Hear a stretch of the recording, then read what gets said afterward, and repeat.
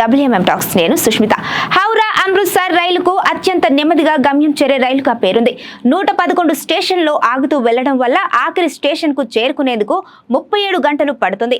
Bengal, Bihar, UP, Haryana, Punjab రాష్ట్రాల మీదుగా 1910 కిలోమీటర్ల దూరం ప్రయాణిస్తుంది.